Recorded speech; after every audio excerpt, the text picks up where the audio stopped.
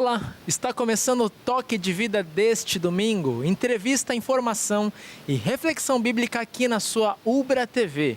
Participe conosco!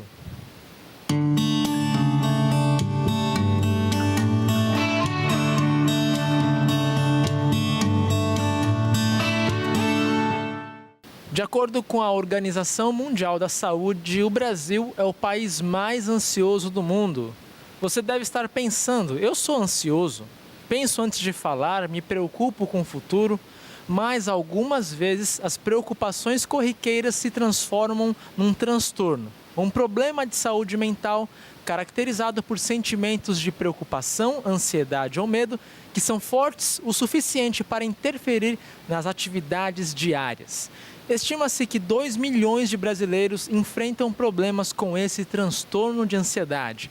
Hoje nós vamos conversar sobre ansiedade e o transtorno de ansiedade com a professora doutoranda Maria da Graça Tafarel Krieger, mestre em psicologia, professora do curso e coordenadora adjunta do curso de psicologia da Ubra, bem como também coordenadora adjunta do curso de gestão de recursos humanos da Ubra. E também com a psicóloga clínica Camila Gabriele Meister Fukui, pós-graduanda em psicopedagogia. Fique com a gente!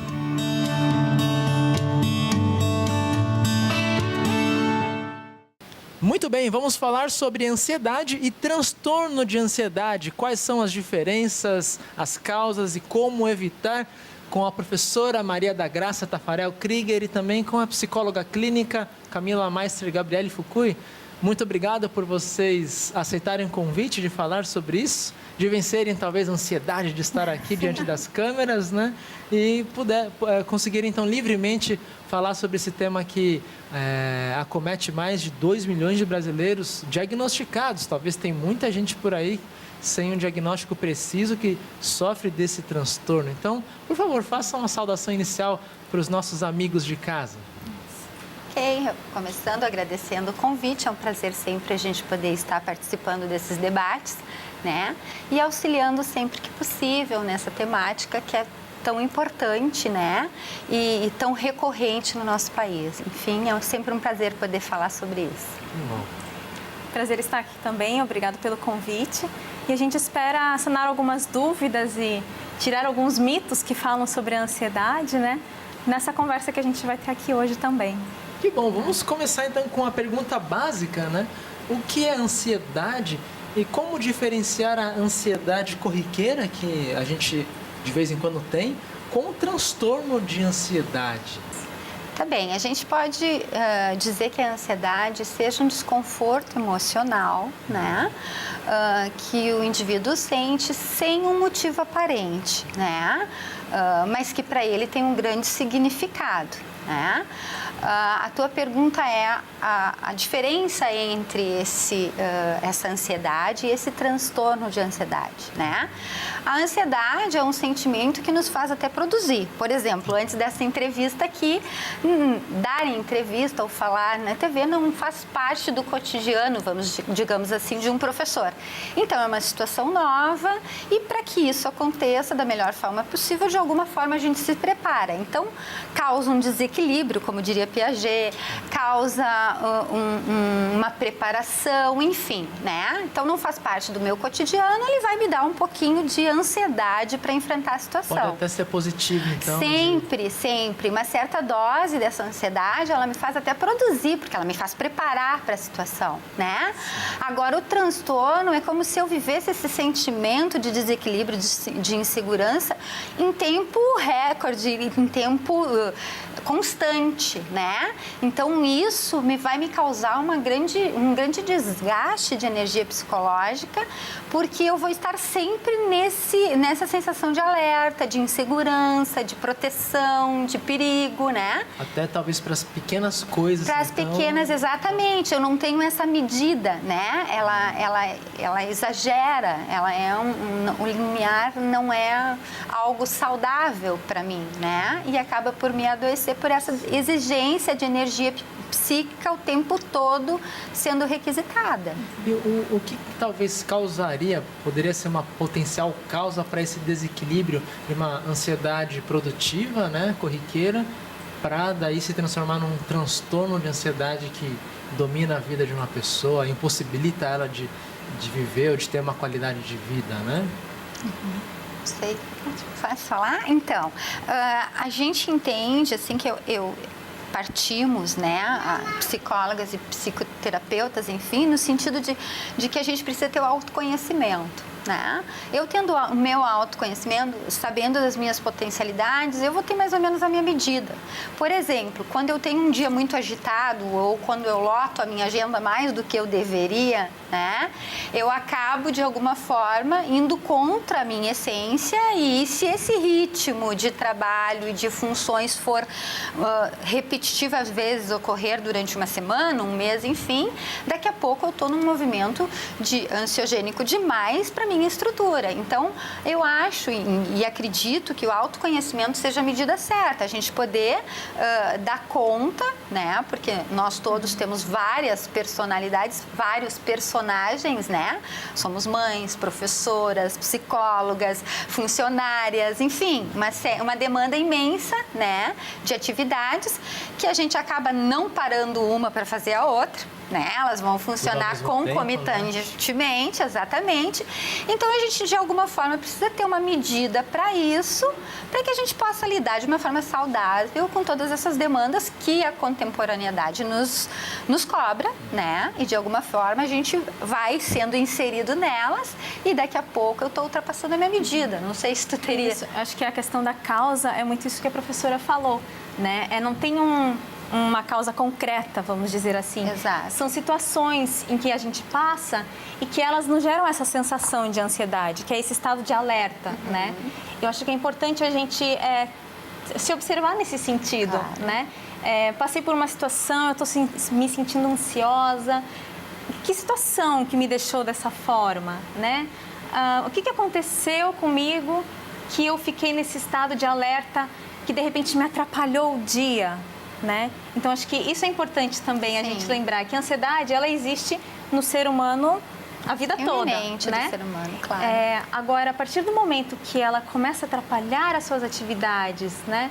Ela começa a ser prejudicial no seu relacionamento com as pessoas, com seu marido, no trabalho, na faculdade, aí a gente tem que tomar um pouquinho de atenção, né? Claro. Para que ela não vire esse transtorno.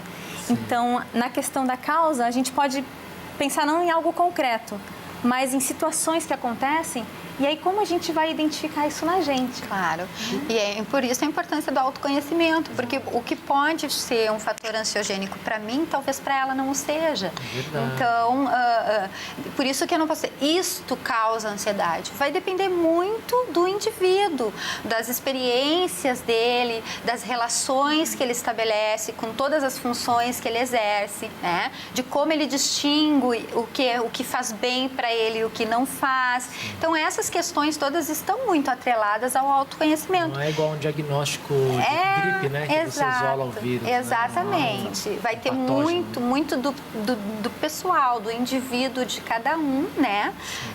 Por isso, essa importância da gente prestar atenção, né? Daquilo que está nos levando, de alguma forma, nos acometendo a doença, ao despreparo, enfim, né? Para que não agrave. Eu acredito que talvez a ansiedade, o transtorno de ansiedade, seja até uma porta de entrada para uma síndrome do pânico, porque parece que a descrição é bem parecida, né? A pessoa começa a perder o controle, digamos, da sua vida e, num certo momento, existe um momento ali de pânico. Eu não sei se essa correlação tá correta. Assim, a gente tem... É que o síndrome do pânico, ele vem atrelado à evitação, né? De situações, e claro, mas sim, não deixa de ser um ambiente estressor para esse sujeito, aquilo que o causa medo, né? Só que ele traz, normalmente, um medo real. É o medo de andar de elevador, é um medo de animal específico, ele identifica o medo e evita. Na ansiedade, a gente não tem um medo visível e tu não consegue... De novo, vamos ao exemplo.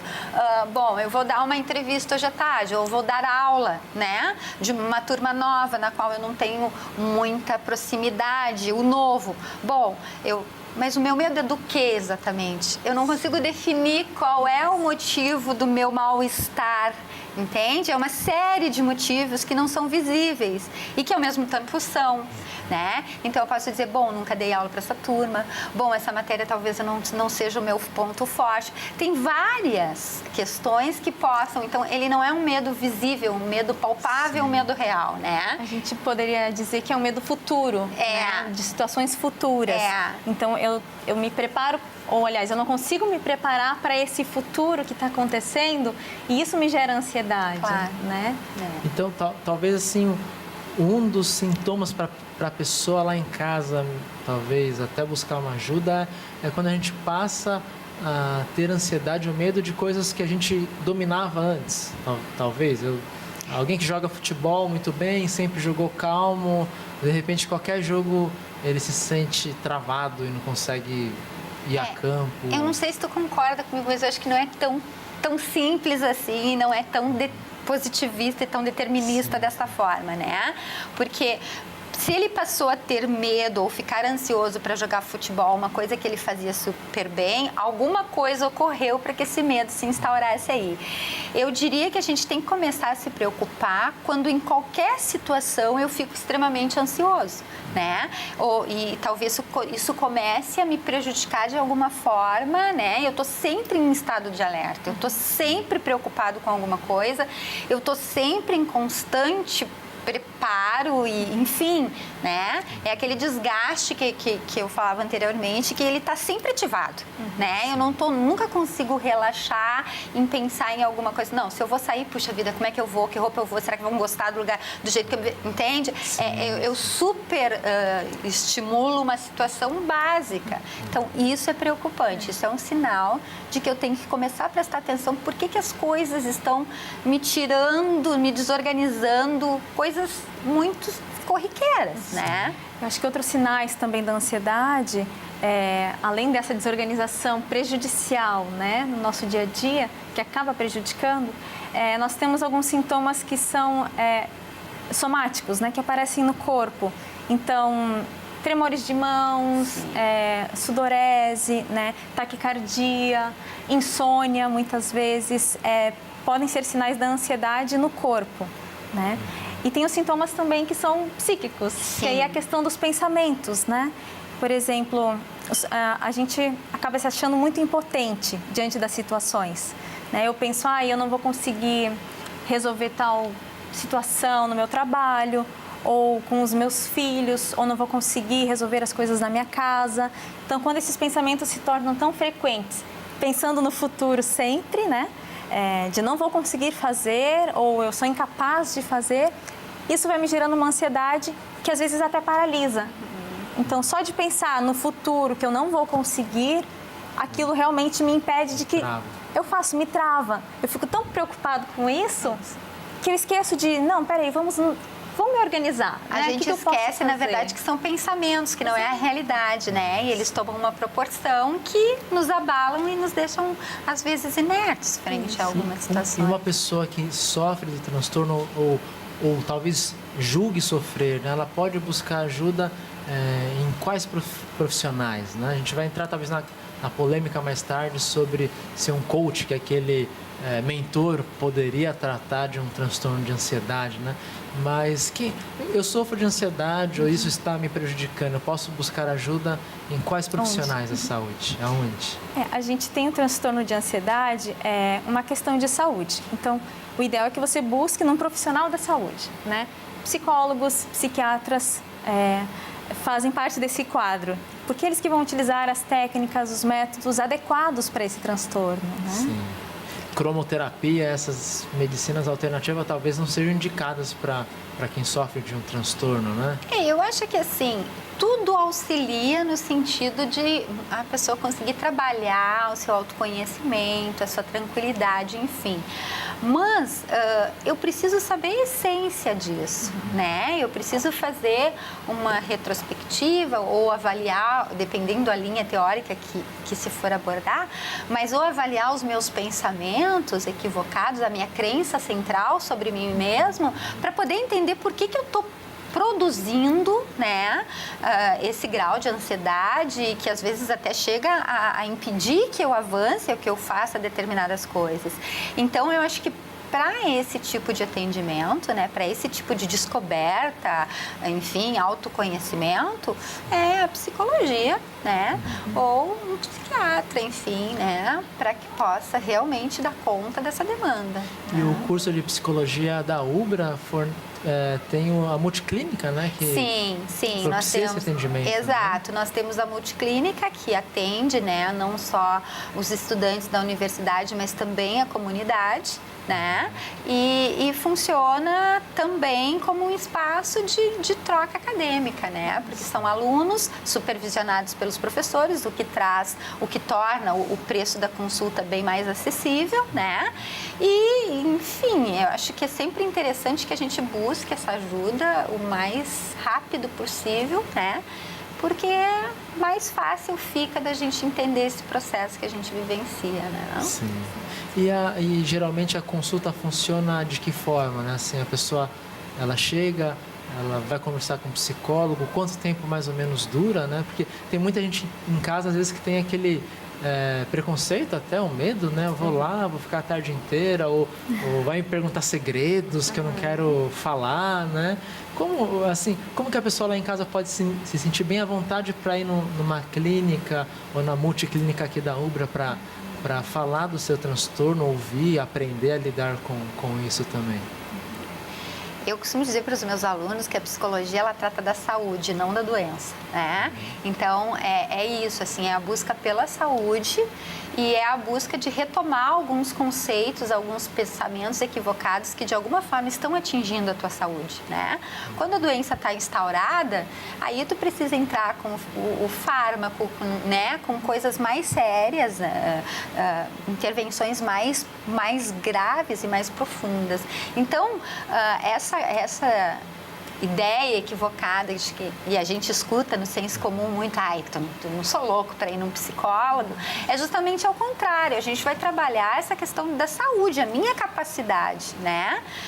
O que eu consigo fazer e como eu lido com as adversidades que a vida me apresenta. Então, na verdade, são sessões de 40 a 50 minutos, né? Que a pessoa marca antecipadamente e é um momento, porque é muito diferente a gente conversar com um profissional que vai nos ajudar, vai nos mostrar técnicas de enfrentamento, né? Do que com o senso comum, com um amigo, com uma vizinha, que às vezes eu não tenho, por mais a relação mais íntima que eu tenho, tem certos assuntos que talvez não consiga conduzir da melhor forma ou reforce algum comportamento que não seja o adequado, enfim, né?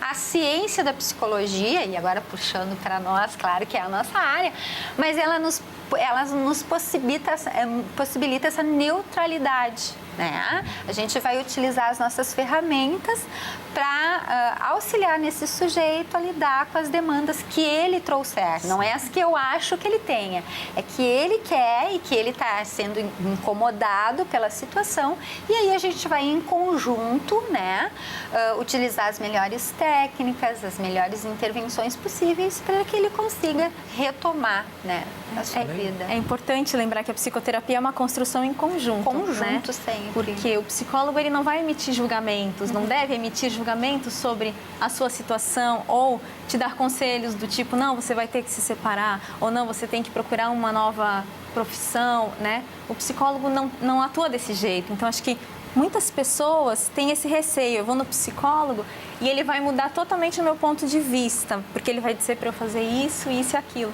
E não, na verdade, a psicoterapia é uma construção em conjunto, né? Quem procura psicoterapia, você que vai procurar psicoterapia, vai chegar no psicólogo, você vai descobrir a partir das suas questões as melhores respostas para a sua vida, né? Muito bem. E na volta do intervalo nós vamos falar sobre os coaches, né? Tá na moda isso, né? Dos mentores que vêm da área da gestão. E aí a novela, a última da Globo, né? Traz essa questão do coaching tentando tratar de um transtorno ali com o seu pupilo, sua pupila, né? Então vocês vão responder essa pergunta na volta do intervalo. E você que está curioso e quer saber mais sobre ansiedade, fique com a gente.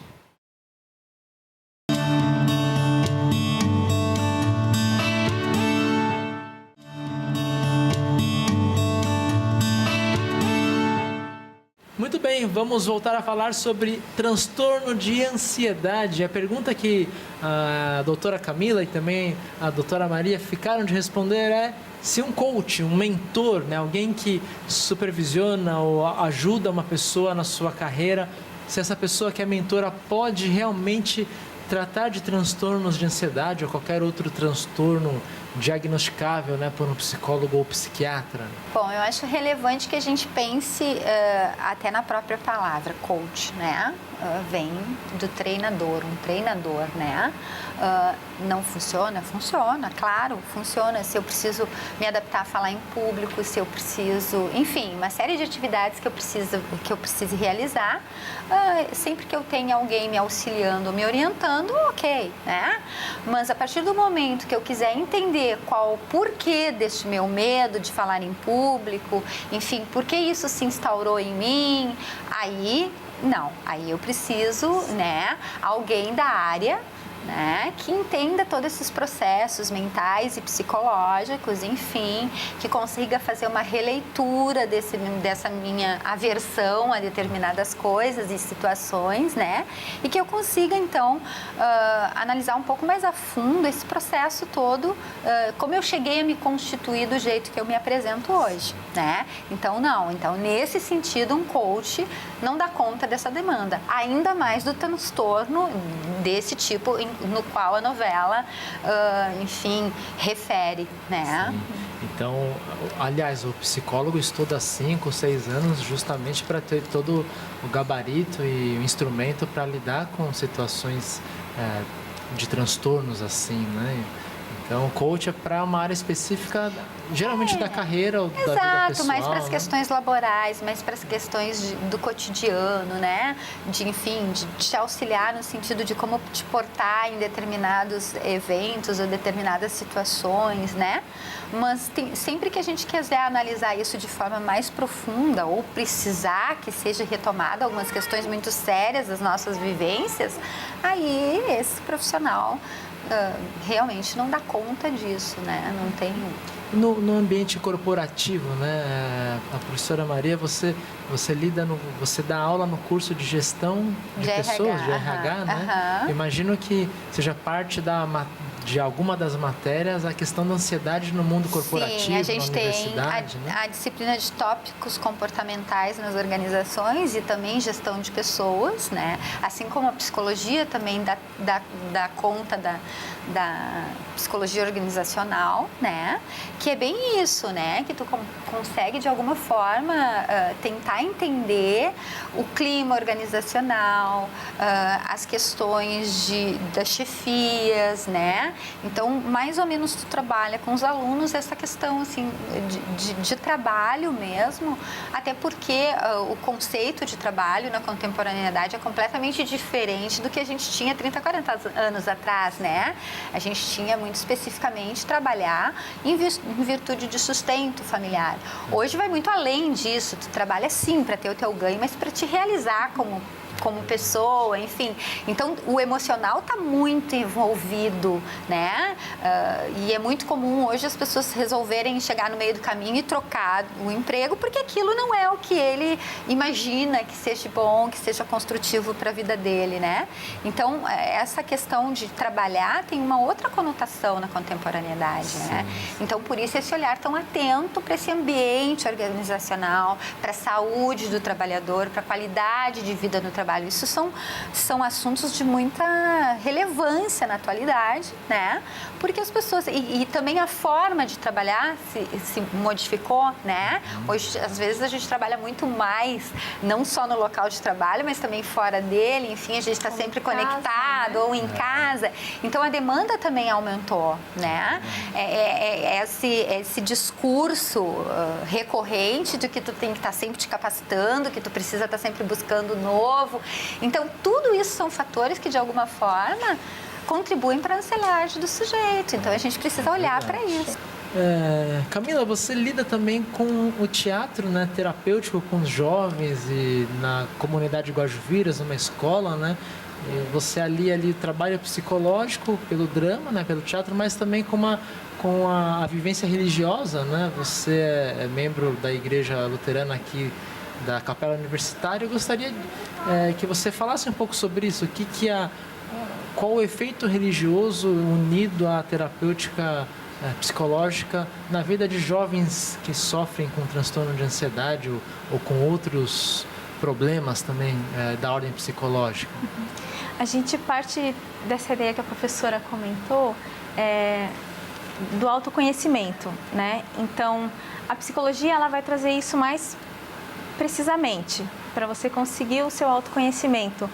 Temos outros métodos? Nós temos, né? Tem muitas pessoas que fazem meditação, praticam esportes, porque aí gera serotonina no corpo, oxigena mais o cérebro, né? Então, assim, a religiosidade, onde seria o papel dela? A partir do momento em que ela gera um autoconhecimento, ela vai auxiliando também no controle da ansiedade, vamos dizer assim, a grosso modo, né?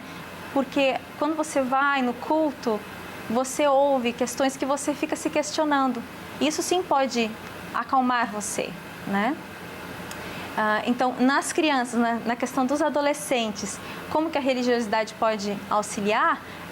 Pelo mesmo aspecto, né? Agora, se a gente for falar do teatro, o teatro ele pode acelerar esse processo de autoconhecimento, porque o teatro você tem uma questão de vivenciar situações. Você vivencia personagens, você vivencia emoções desses personagens.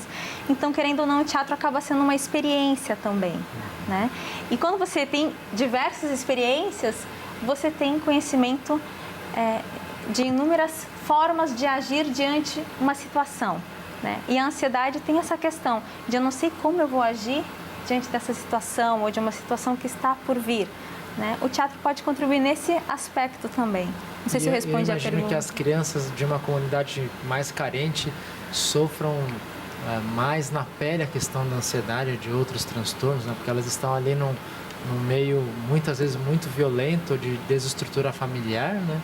E aí essa ajuda de um grupo desse de apoio, né, vem a auxiliar mesmo esse autoconhecimento, e não só isso, mas fornece ferramentas para a criança, para o jovem lidar melhor com os seus problemas, né? Sim, o grupo em si, quando ele é terapêutico, ele gera um autoconhecimento muito grande, né? Por essa troca de experiências e essas vivências que a gente tem.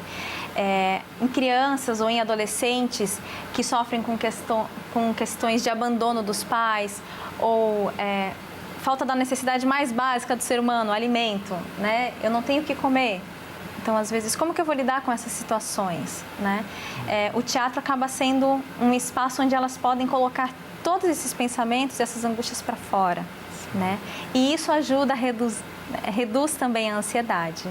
Entendi. Professora, o que empresas, escolas ou universidades, o que o mundo corporativo pode fazer para diminuir o transtorno do aluno, do trabalhador, né? Eu acho que isso é uma pergunta bem interessante, né? Eu também atuo aqui junto aos residentes da veterinária, né? E trabalho justamente essa perspectiva, né? O quanto o ambiente pode ser um foco, um produtor de ansiedade, de descontentamento, que pode causar até uma depressão se o sujeito não conseguir lidar bem com isso. Então, na verdade, eu acho que é trabalhar com os grupos e desenvolver nesses grupos a empatia, né? Os bons hábitos de convivência, né? Enfim, se colocar no lugar do outro, que é o significado da empatia, né? E a gente, nessa questão corporativa, tu desenvolver junto aos colaboradores, que não é porque não é a tua tarefa, que talvez o teu não envolvimento não te prejudique, né? Porque o ambiente é meio contagioso. Se a gente tem um ambiente saudável, um ambiente mais tranquilo, a gente acaba se sentindo bem, né? Agora, fica ao lado de uma pessoa que só reclama, que é negativa, enfim, tu acaba, parece que, sendo contaminado por aquele sentimento, e não é bom ficar próximo disso. Então, acho que todas as organizações começam a se preocupar nesse sentido, né? De deixar deixar assim, a informação é fundamental, né? Todo sujeito que chega, todo sujeito que está dentro de uma organização, ele precisa ter consciência do que esperam dele, né? Então, a informação é fundamental para abafar, para diminuir esse grau de ansiedade, né? A organização entender que esse sujeito, antes de 60 dias, ele não consegue produzir, ele está assimilando as informações do local, né? Então, assim, o gestor, ele também tem que ter esse conhecimento para cobrar o que seja possível dele realizar, né? Então, assim, não adianta só tu trabalhar como funcionário, mas também com o gestor, né? Ele precisa entender essa dinâmica, né? Há autores que dizem que estudos mundiais que falam que o sujeito, para conseguir produzir ou lançar um projeto novo, ele demora 6 meses dentro de uma organização, né? Para até se adaptar, conhecer o sistema, enfim, para daí propor. Então, assim, parece que a gente tem uma pressa de que o funcionário seja perfeito na primeira semana, nos primeiros 15 dias, nos 30 dias, e isso não é real, né? Então, isso causa uma certa inconstância nas relações e desgaste desnecessário. Então, a gente precisa, sim, trabalhar... Claro, fica doente. Fica doente, fica pesado, fica agressivo, fica, né? Então, a gente precisa pensar como funciona, né? Porque é uma dupla, quer dizer, a organização precisa do sujeito, mas o sujeito também precisa da organização, faz parte da vida trabalhar e ser produtivo, né? Então, a gente precisa ajeitar e colocar em consonância esse funcionamento todo. E a psicologia organizacional, ela entra bem com esse viés, né? De chegar e daqui a pouco produzir a sinergia desse ambiente, né? É um bom investimento gestor que contrata alguém para trabalhar com certeza, a saúde com certeza. Organizacional. Exatamente, né? Porque assim, cada um de nós tem as suas habilidades e competências. Então, o gestor que consegue aproveitar a habilidade de cada um de nós, esse é um gestor que tem uma visão antecipada aos fatos, né? E aquilo que eu não sou tão hábil, eu sou capaz de aprender. A psicoterapia é isso, né? A gente vai aprender a lidar com as nossas dificuldades. Então, a gente vai aprender até o momento da nossa morte, né? Então, o gestor que consegue perceber isso e dar essa ênfase, esse espaço de troca, claro que ele está em vantagem com aquele gestor tradicional, que vai só aquele cumpridor de tarefa, que meta. Para tu atingir uma meta, tu pode ter um monte de questões aí que possam auxiliar nesse objetivo, né? Sim, então... E agora, entrando para uma área assim pessoal, as pessoas lá em casa, né? O que elas... Lógico, a gente não quer diagnosticar ninguém nesse programa, mas digamos que a pessoa tem uma ansiedade corriqueira, o que ela pode fazer para evitar que essa ansiedade do dia a dia se transforme num transtorno mais tarde? Existe alguma coisa que as pessoas em casa podem, no dia a dia, fazer, implementar para lidar melhor com a sua ansiedade cotidiana? Acho que tem bastante coisas, né, que podem acontecer. Algumas a gente até citou aqui, a questão do autoconhecimento, da arte, né? A música também auxilia bastante a nós nos acalmarmos, né? O princípio seria esse, você ter esse autoconhecimento. Mas em termos práticos, né? Como que as pessoas podem fazer isso em casa? É importante a gente ter em mente de que a ansiedade, ela faz parte da nossa vida. Sim. Né? Agora, quando ela começa a prejudicar, como nós já falamos, a gente precisa dar uma atenção maior. Então, a gente tem que lembrar disso, em primeiro lugar. Porque se eu fico para mim de que eu não posso ter ansiedade, isso vai ser impossível. A gente sempre tem ansiedade, aquela ansiedade saudável, vamos dizer assim, né? Então, como eu posso me manter com uma ansiedade saudável? Sempre se observando, né? A partir de que momento que está me atrapalhando no trabalho, nossa, eu me atrasei muito hoje, fiquei pensando na roupa ou na reunião que eu tive, que eu vou ter, né? E me atrasei para o trabalho. Então, vamos nos organizar. Então, escreve os objetivos da sua atividade. Olha, eu tenho que fazer isso, qual é o meu objetivo com isso, né? Eu preciso falar de ansiedade na TV Ubra, qual é o meu objetivo com isso? O que eu quero que as pessoas entendam, né? Isso reduz a nossa ansiedade. procurar lugares calmos também, né? Acho que em certos momentos é importante a gente ir para um lugar calmo, relaxar. Se desligar. Alimentação, exercício físico, isso influi? Sim, muito. Ainda mais nos dias hoje, né? Muito, muito, muito. A gente tem uma demanda muito grande, a gente precisa ser muito rápido, né? Como a gente já falou, a gente faz 1000 coisas ao mesmo tempo, né? Então, mas tem uma hora que tu precisa descansar, que tu precisa ler, que tu precisa escutar uma música. Enfim, precisa cuidar da tua saúde física e mental, né? E se a gente for pensar, quando tu falas assim, organiza teu dia, né? Isso começa muito pequeno, desde muito pequeno, por exemplo, na educação infantil. Por que a criança tem uma rotina na educação infantil? Que ela tem a hora do lanche, a hora da chegada, a hora do brinquedo, Por quê? Porque quanto mais a gente tem uma rotina, quanto mais a gente organiza a nossa rotina, menos ansiogênica ela é, porque a gente consegue prever as coisas, né? Quando a gente trabalha com educação especial também, principalmente o autismo, né? É isso, assim, organizar a rotina dessas pessoas que têm mais dificuldade de se organizar, de alguma forma, tu faz com que ele controle um pouco esse ambiente que às vezes pode ser tão gerador de medo, de insegurança, né? Então, é aquela coisa assim, a agenda, o que eu tenho que fazer hoje, aquilo. Isso, de alguma forma, te dá um norte, né? Tu consegue imaginar o teu tempo, como que tu vai fazer, enfim, né? Pensar a tua semana, pensar onde tu quer chegar, quais são os objetivos do teu dia, da tua semana, enfim, o que tu tem que produzir, né? Eu costumo falar com os alunos assim, não me vem com essa conversa que não deu tempo para ler, sempre dá tempo para ler se a gente se organizar. O que está faltando é a forma, né, de tu colocar no papel todas as tuas atividades e organizar o teu tempo, né? Definir prioridades. Exatamente. Isso. Então, isso acho que ameniza, né? Porque a gente pensa, e é tudo tão rápido que eu costumo fazer um exercício à noite, quando eu chego em casa, assim, poxa, o que eu fiz hoje? Eu quase não consigo lembrar de tudo que eu fiz hoje, porque a demanda é tão grande que se a gente, né? E aí, às vezes, é necessário tu fazer isso, porque até isso te muda o pensamento. Tu pareceu improdutivo, mas quando tu lista tudo que tu fez, nossa, como, né? Então, isso tudo é autoconhecimento, né? Retomar o que tu fez, retomar o que tu tens que fazer, ou seja, organizar o teu tempo, o teu espaço, isso tudo colabora para amenizar a ansiedade. Acho que é importante também na agenda cuidar para que ela não se torne uma agenda cheia de ansiedade. Lembrar, né? O dia tem 24 horas, a gente tem que aceitar os nossos limites, né? Então, assim, a gente tem limites. Quando tem muita atividade, a gente não consegue, né, lidar com tudo isso. Então, saber nossos limites. Exato. Às vezes a organização da agenda vai gerar mais ansiedade. Então, não, calma.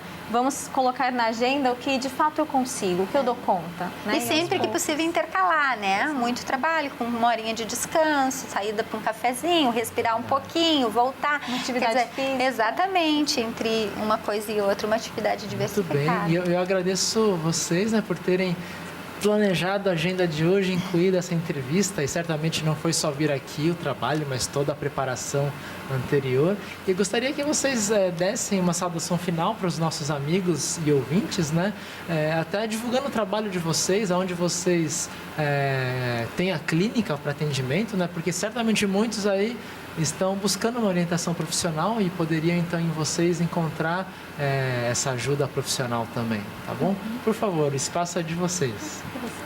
Bom, eu não sei se infelizmente ou felizmente, mas neste momento, em função da realização dos meus estudos e da finalização do meu doutorado, não tenho um espaço, né, onde eu atenda, onde eu faça a clínica, né? Então, neste momento, eu me dedico à docência, à coordenação de curso e terminar o doutorado, que é o que me faltam 2 anos, estou na metade dele.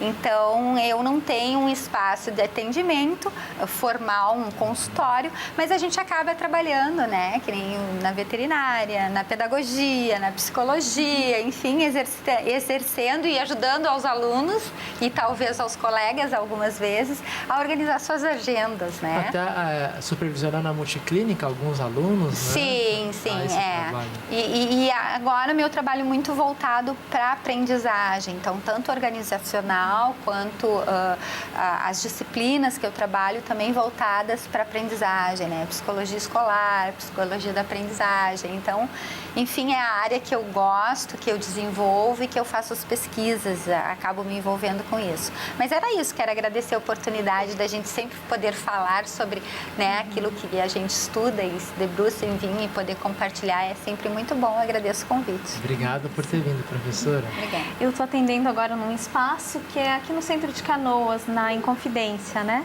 É o número 650, sala 514. Eu atendo num espaço com uma outra colega minha que também utiliza esse mesmo espaço, a Rosiele Viegas. E pode entrar em contato conosco, não sei se o telefone a gente deixa, né? O telefone é 519-9686-1680. E tem também pelo e-mail, Camila Fukui, se escrever depois acho que facilita, camilafukui.psico@gmail.com. Pode ligar, pode agendar uma consulta com a gente, ou se quer tirar dúvidas também da psicologia, a gente fica super à disposição. Tá bom, muito obrigado novamente, que Deus abençoe vocês.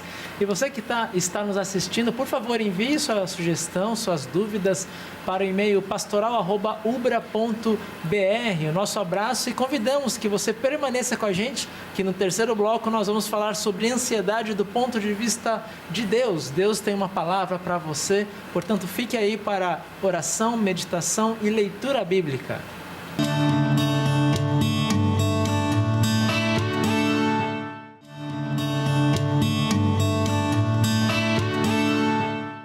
Olá, agora chegou o nosso momento de reflexão aqui da Ubra TV em nosso programa Toque de Vida. Seja muito bem-vindo para ouvir a palavra e orar ao nosso Deus. Durante o período da Quaresma, caminhamos junto com Jesus, lembrando tudo aquilo que Ele fez por nós. E hoje estamos chegando com Jesus em Jerusalém. Neste domingo, que antecede a Páscoa, as igrejas cristãs em todo o mundo celebram a entrada triunfal de Jesus em Jerusalém, dando início, portanto, à Semana Santa. Essa semana será muito intensa.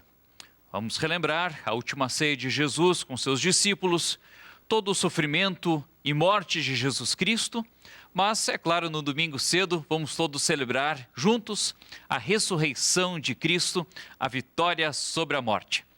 Fique conosco.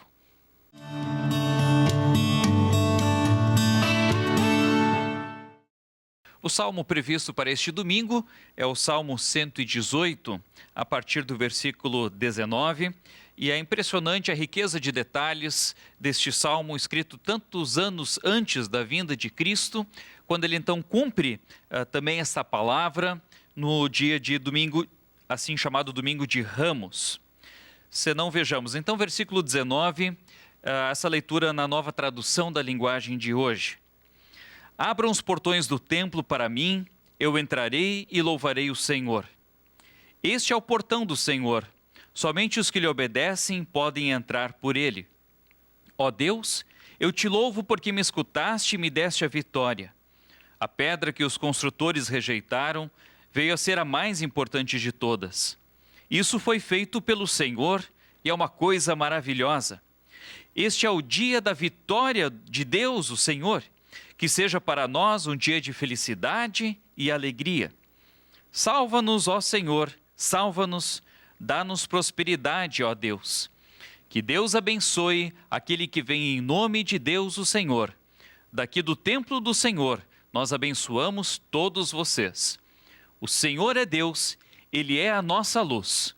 Com ramos nas mãos, comecem a festa e andem em volta do altar. Tu és o meu Deus, eu te louvarei. Tu és o meu Deus, eu anunciarei a tua grandeza.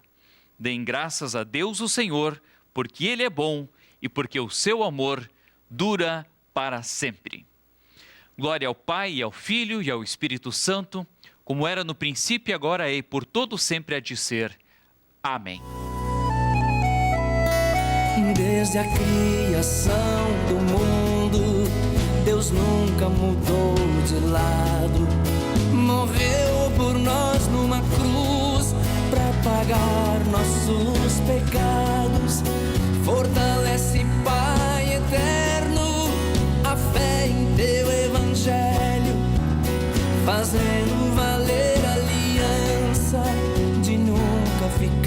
mais velho, sou do Rio Grande do Sul e me orgulho em ser daqui.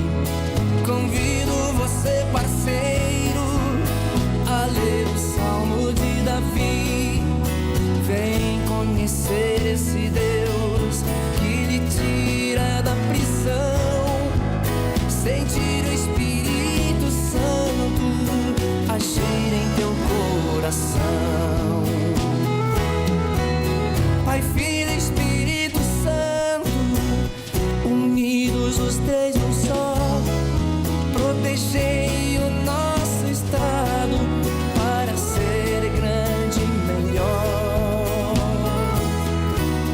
Pai, Filho e Espírito Santo, unidos os três num só, protegei o nosso estado para ser grande e melhor. Melhor.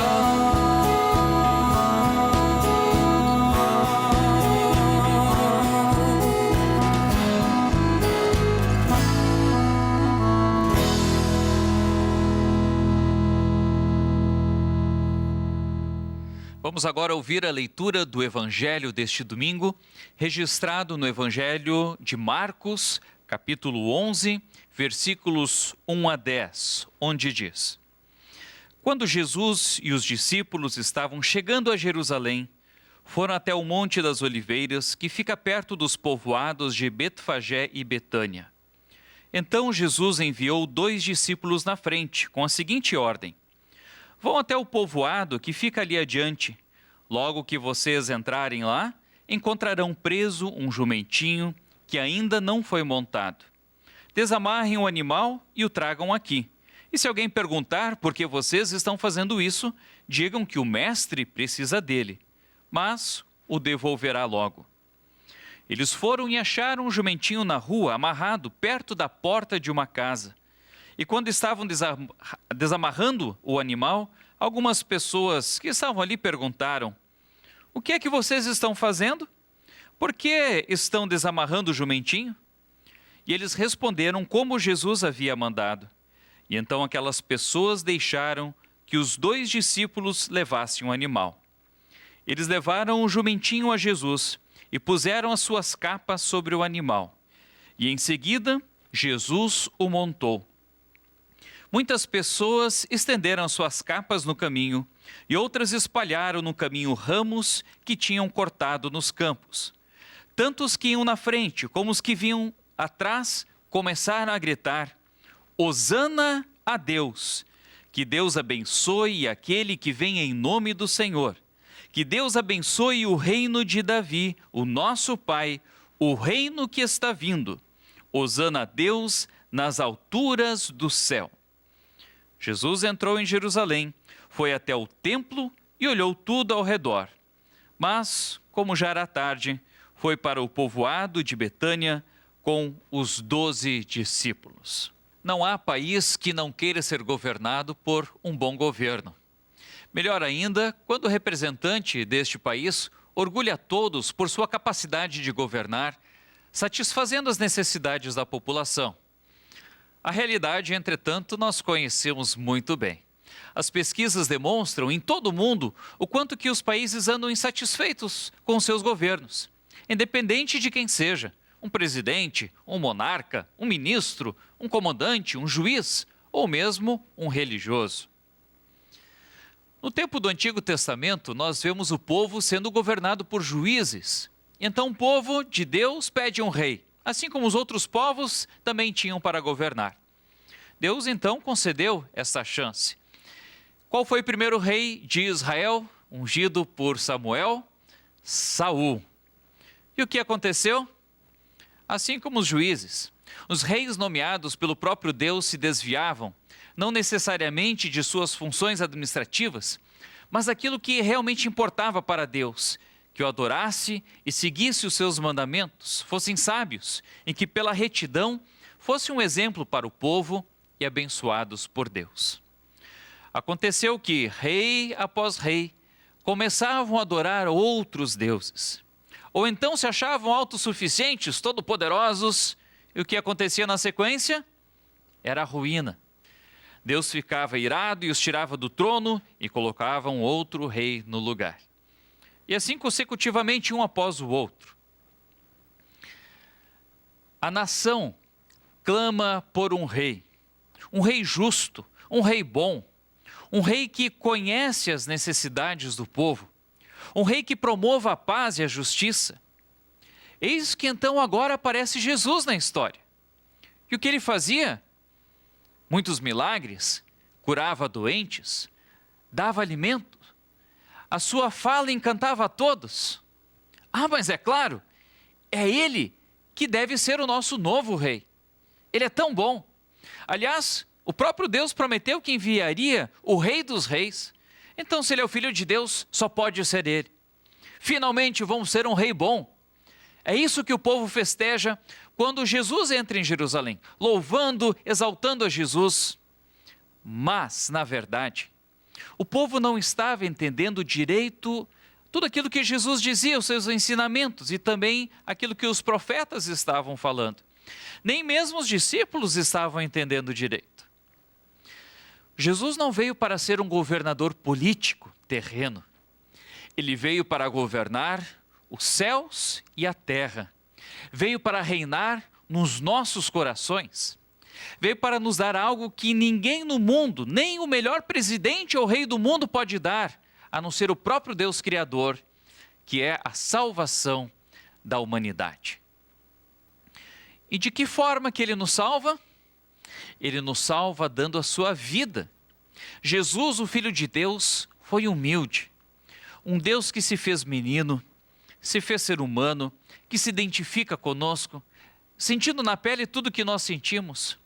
E assim Jesus segue para a cruz, consciente de todo o sofrimento e das consequências dos pregos que o iriam perfurar. E nessa aparente fraqueza, olhando para a cruz, com todo o seu significado de morte, ali também é revelado o poder de Deus. Jesus dá a si mesmo em sacrifício por nós, pagando e sepultando todos os nossos pecados. Diante de um mundo que prega o aqui se faz, aqui se paga, essa ação de Deus, que dá a si mesmo em favor da humanidade, pode ser considerada loucura para o pensamento lógico do mundo. Mas para nós, os que cremos, a morte de Cristo é o poder de Deus. Pois como nós poderíamos pagar tudo o que fizemos? Aliás, quanto deveríamos pagar? Quanto de boas obras nós deveríamos fazer para Deus se satisfazer? Vejam então o tamanho da graça de Deus. Jesus nos alivia dizendo: todos, 100% dos seus pecados foram perdoados e de uma só vez por todas. Todos os pecados que eu já cometi e ainda vou cometer até o final da minha vida, todos já foram perdoados, por piores que sejam. Não há pecado que não possa ser perdoado. Mas os que estão assim verdadeiramente arrependidos, recebem essa nova chance, este alívio, pois Deus sabia que era impossível nós pagarmos, nós nos salvarmos, dependendo das nossas próprias forças. Como é bom saber que Jesus é o nosso Rei. Como é bom saber que Ele nos proporcionou e prometeu a certeza de que nós, os que cremos, também ressuscitaremos. Pois Ele mesmo diz: eu sou o caminho, a verdade e a vida. Assim, Jesus nos garante a certeza da verdadeira vida, da vida eterna. Nos garante a verdadeira paz, não a paz do mundo. Pois aqui nesse mundo que vivemos, isso é impossível. Aqui nesse mundo o pecado ainda mancha todos os nossos relacionamentos, o nosso convívio e também os governos. Mas Deus nos garante a força de enfrentarmos com Cristo toda e qualquer situação, até que chegue o dia em que nós então estaremos desfrutando da maravilhosa morada celestial. Amém. E agora chegou o nosso momento de oração, onde nós queremos unir os nossos corações diante do nosso Deus e colocando a Ele tudo aquilo que pesa e que também queremos agradecer diante dEle. Querido e bondoso Deus e Pai Celestial, Graças te damos porque tu vieste ao mundo através do teu Filho Jesus Cristo para ser o Rei de nossas vidas, para nos salvar e nos conceder a justiça de Cristo, porque reconhecemos que somos fracos, somos falhos e jamais poderíamos alcançar sozinhos essa justiça. Obrigado, ó Deus, pelo perdão dos pecados, por sermos os teus filhos. Obrigado por todas as bênçãos materiais e espirituais que tu nos concedes a cada novo dia. Obrigado pela família, obrigado pela tua palavra, obrigado por tantas coisas que nós recebemos, não importa se é no muito ou no pouco, mas tu nos concedeste mesmo sem nós merecermos. Nós queremos entregar nas tuas mãos tudo aquilo que está nos nossos corações.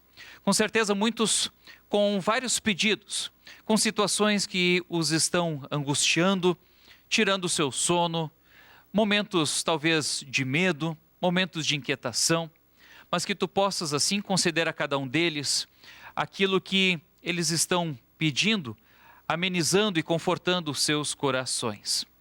Também, ó Pai, nós queremos te louvar, porque tu és um Deus tão maravilhoso que fizeste aquilo que para nós era impossível.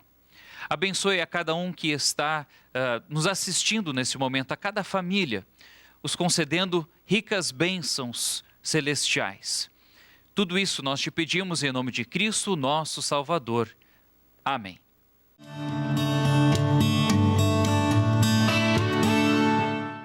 Estamos chegando ao final de mais uma edição do Toque de Vida de domingo. Mas você pode seguir acompanhando de segunda a sexta os drops diários às 8 horas da manhã e aos sábados, 12h50. Na Rádio Mix, Porto Alegre 107.1, temos 1 Minuto Toque de Vida todos os dias às 7 horas da manhã e às 6h40 da tarde.